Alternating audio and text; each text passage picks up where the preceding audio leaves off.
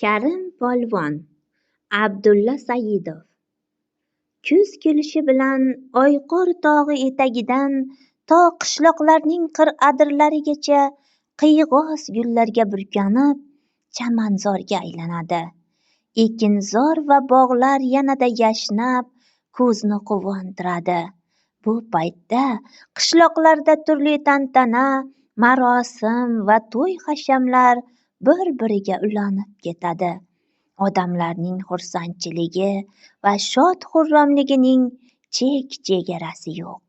Sayxonlikda xalqimizning iftixori bo'lgan milliy o'yinlar hamda uloq ko'pkari bahslariga hozirlik ko'rila boshlanadi.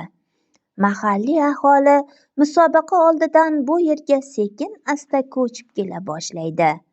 Ko'pchilikning nigohi otlarga qaratilgan. Otlar orasida yulduzni ko'zlovchi to'riq, buyruq, qamishquloq, oqqoptol, chavkar kabi zotdor otlar ham bor.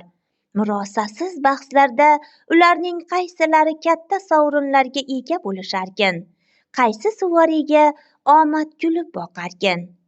Mana bir necha kundirki, Karim polvon jilvalarga boy jiyron qashqasini mehr bilan yuvib tarab parvarishlaydi.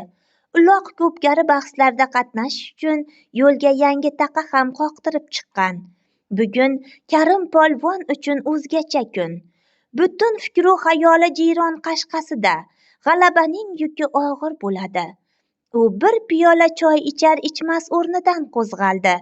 Egar jabduqlarini ko'zdan kechirib, maydon tomon ot soldi. U ot ustida ortiqcha kuch ishlatmas, o'zini erkin tutar, nigohi to'dadagi otlarga qaratilgandi. Karim polvon uloq olib kelayotgan shopmo'ylov davangirga ro'para keldi.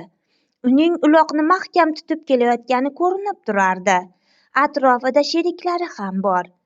3 otliq bir yon bo'ldi, Karim polvon bir tomon. Shunda polvon raqibining dimog'i balandligiga parvo qilmay, uloqning oldingi oyoqlaridan siqib ushlab, baravar ot choptirib ketaverdi. U yo'l-yo'lakay uloqni tortib olgach, taqimiga yaxshilab bosdi-da, arg'umog'ini shartta yon tomonga burdi. Raqibning oti o'z zalvari bilan oldinga o'tib ketdi. Polvon tezroq to'dadan chiqishga intilardi. Bakovul baland ovoz bilan "Chavandozlarning ustozi Karim polvon g'olib bo'ldi" deya e'lon qilganda, shu yerda hozir bo'lganlar uning sha'niga tahsinlar o'qishdi.